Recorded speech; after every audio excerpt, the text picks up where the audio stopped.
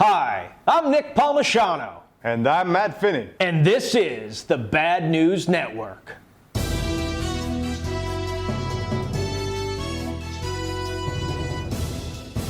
Jeffrey Epstein was found dead in his cell this week, and here's what we know so far.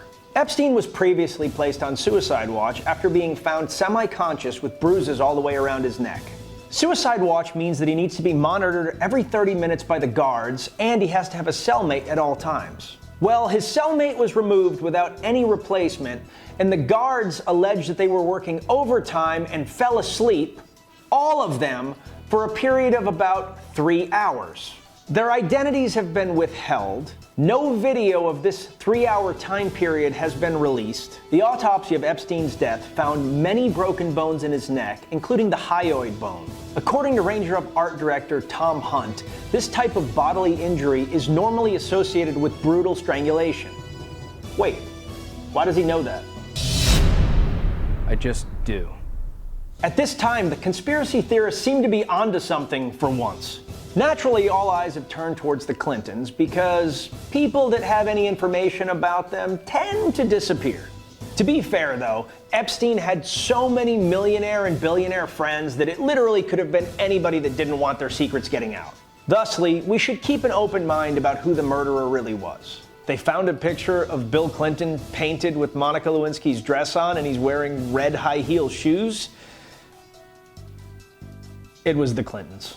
In North Philadelphia, police ended up in a 7-hour standoff with suspect Maurice Hill. 6 officers were reported wounded during the altercation. Apparently, 2 officers were trapped upstairs after trying to serve an arrest warrant, and Hill kept the police officers at bay until SWAT finally arrived. During the shootout, Hill called his lawyer and asked him to get him out of it unharmed. Hill finally surrendered when his attorney, Shaka Johnson, turned up and talked him out of the house. Following the showdown, Philadelphia Mayor Jim Kenney talked to the media about the lack of gun control laws and how this was a problem on both the state and federal legislation side. This is odd, though, as Hill was already a known felon and wasn't allowed to own or purchase firearms. There is literally no gun law that would have prevented this crime. Democratic operatives were upset as they hoped that Hill would have been a white incel. Then, when the cops didn't kill him, they lost the ability to criticize the police. So that was a major bummer. Republicans were equally upset, as harping on the menace of the black gang-related drug dealer doesn't quite have the same effect as it did in the 80s. To add to this crap carnival, Philadelphia residents were seen harassing and throwing objects at the police throughout the entire altercation.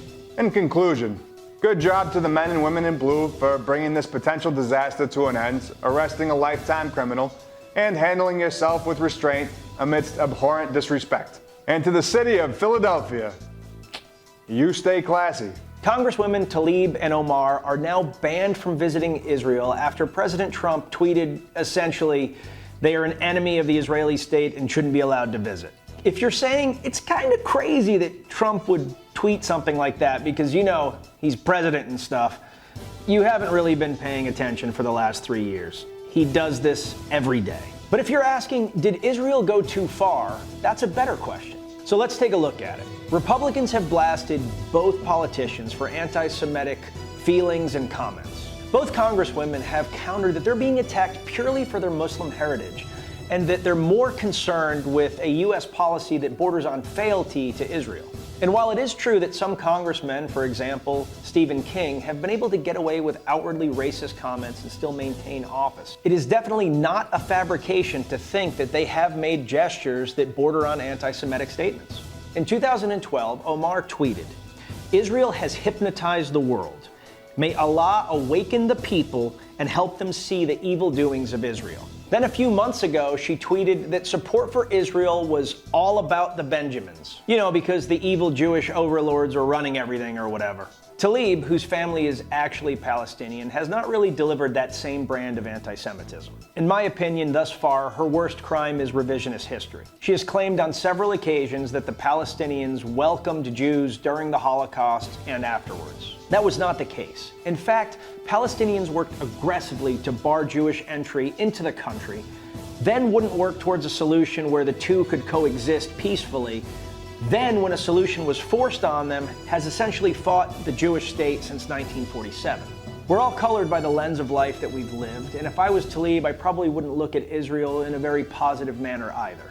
But opinions are not usually enough to keep people barred from Israel. They face criticism and anti-Semitism all the time. So what's different in this case? Omar and Tlaib both support the BDS movement. BDS stands for Boycott, Divestment, and Sanctions. It is an active and increasingly powerful group that seeks to starve out Israel from international support and resources and force a one-state solution where the walls are torn down and there is a greater Palestine from sea to sea. So essentially, Israel fades away, and they have to trust that the Palestinians and other Arab nations won't try to kill them like they did in, hold on, I'm gonna actually have to look this up because there's been a couple times, like they did in 1947, 1948, 1949, the entirety of the 50s and 60s, especially in 1956, and from 1967 to 1970, then again in 1973, then 80 to 82. There was a little pause, and then we picked it up again in 85 through 2000.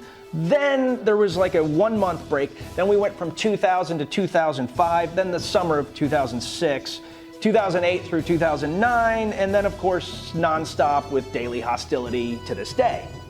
It's easy to be sanctimonious when you're not the one that's about to be killed. Just to put it in American terms that you might understand, we don't let people come across our southern border who are just coming here to try to work. If we had a wall on our southern border and rockets were being lobbed over it on a daily basis trying to kill our citizens, would we tear down the wall and hope it was all gonna work out? Or would we create the largest DMZ the world has ever seen? So from the Israeli perspective, these two women are essentially trying to end life as they know it, and they don't want to give them the propaganda to use against them. And that's the major issue. And then of course the president drops his crazy tweet, and now Israel has cover. Wait, we have a quick update. Israel has allowed a request from Tlaib to visit the West Bank to see her 90-year-old grandmother. Second update, Tlaib no longer wants to visit her grandmother because Israel sucks. Amazon has faced its fair share of negative publicity regarding its bad work conditions. Recently, a slew of Amazon ambassadors have taken to Twitter in order to dispel any false information regarding their glorious workplace. All of the ambassadors are current pickers, packers, and shippers placed at various fulfillment centers around the country. Or not, as the wonderfully sarcastic and jaded community of Twitter quickly uncovered. The questions came in hot, and the responses were all canned stock corporate bot scripts. One Twitter user posted the stock photo available for purchase on the internet that one of the ambassadors was using as their profile picture. Another user was enjoying a pleasant back and forth with Amazon ambassador Raphael, a 58-year-old woman and happy Amazon worker. Thus far, the fake PR campaign seems to have backfired on Amazon, but has been free entertainment for the rest of the interwebs. When asked to comment on the fake accounts, the Amazon reps responded, "They're all real. I don't know what you're talking about." In an unprecedented moment in astronomy, scientists have witnessed light coming out of the black hole closest to Earth. A massive burst of infrared radiation came out of Sagittarius A. This black hole is located at the exact center of the Milky Way galaxy. While scientists haven't determined exactly why the flash happened, they collectively have a number of theories. Astronomers really like things that light up really far away because it gives them things to talk about. In this case, the three best bets are a gas cloud, a star passing in front, and an alien invasion that has warped into our solar system and is preparing to invade Earth. All three are really exciting for the scientific community as a whole. Ken Cuccinelli, the head of Citizenship and Immigration Services, is definitely not a poet. This week he tweaked the famous passage, "Give me your tired, your poor, your huddled masses yearning to breathe free," by adding this, "who can stand on their own 2 feet and not be a public charge." Folks, we need to stop hating on immigrants. Forget about being nice. Let's be totally selfish for a second. Our community is aging, and we do not have a replenishment population because people aren't having kids the way they used to. As baby boomers and then Gen X retires, we're going to have such a small tax base compared to what we have right now that we're going to be forced into austerity measures. We joke around about Greece and Italy and the challenges they have. That's exactly what's going to happen here. The statistics show over and over again that immigrants add far more value than they take from our economy, and that's including illegal immigrants.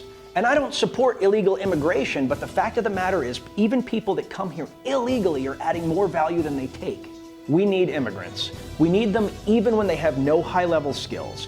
Because history has shown over and over and over again that people that have the balls to leave everything that they know, their language, their friends, their family, in order to try for something more, have a tendency to work their asses off and create pretty awesome stuff. Just a quick reminder that 88% of self-made millionaires are either immigrants or the children of immigrants. We all have the story of our grandfather or our great-grandfather, or in my case, my father, coming to this country and grinding it out so that we are in a position where we are now, where we have limitless opportunity.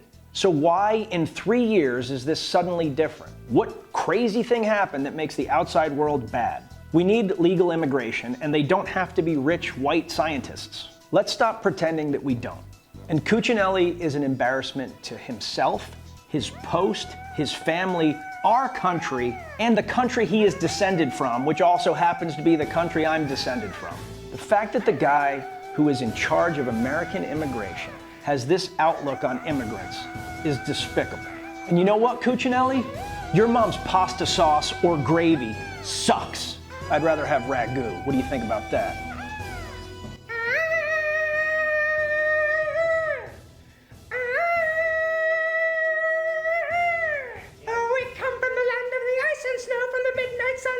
Springs flow, hammer of the gods will drive our ships to new lands, to fight the horde, to sing and cry, Valhalla, I am coming.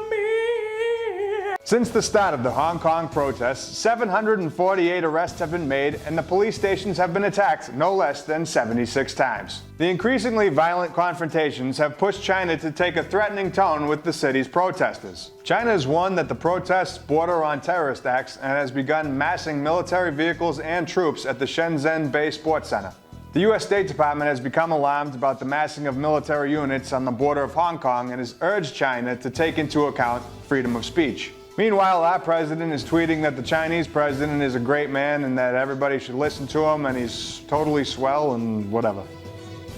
This week, the world took one step closer to getting a supervillain of truly evil proportions. A team at Keio University has created a wearable human tail. The tail is attached using a harness, and they claim that they're doing this in order to improve human balance. They claim that this could go a long way towards aiding people with physical disabilities that renders their balance or their mobility a little less than desirable. But I see past that BS. I know that soon enough this tail's gonna be 7 feet long, be able to shoot acid or whatever, and Spider-Man's gonna have to fight you at the top of a skyscraper, you pieces of crap!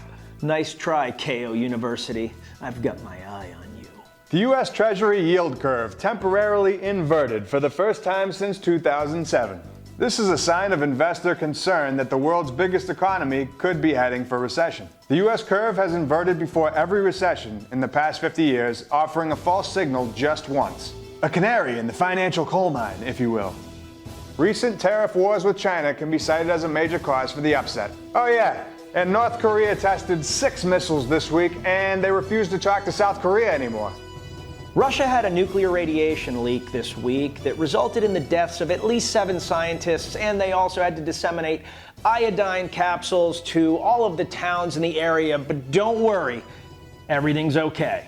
We just need a team of miners and some scientists willing to die if you have any available. As much as people are worried about Chernobyl Part 2, it's far more likely that this was a failed missile test. Should we be worried about that? Well, it's a Russian show of force as we seem to be entering a new Cold War. You know, some people think that the Cold War never ended. Poignant insight, Zach. So, should I be worried? No, it's not like they're calling the missile Skyfall or anything, and that it's designed to hit a target anywhere on Earth using a small nuclear reactor as a power source. That's exactly what they're calling it, and that's exactly what it does. Well, fizzlesticks! And finally, in Florida Man news, a Florida man sprayed his neighbors down with roach spray before knocking himself out while wielding nunchucks over a loud music dispute on his 18th birthday. He is now charged with aggravated assault and battery with a deadly weapon. Neighbor Cece Silvestrid was quoted as saying, "I'm like, we not even roaches. So why are we getting sprayed with roach spray for? It was strong. I thought it was mace. It was crazy." Cece was right. She is not, in fact, a roach. And with that, I'm Nick Palmisano. And I'm Matt Finney. And this is the Bad News Network. Our news is at least as bad as the news you're getting already and everywhere around the world. We're coming to America as long as we can stand up on our own 2 feet and not be a charge to the state.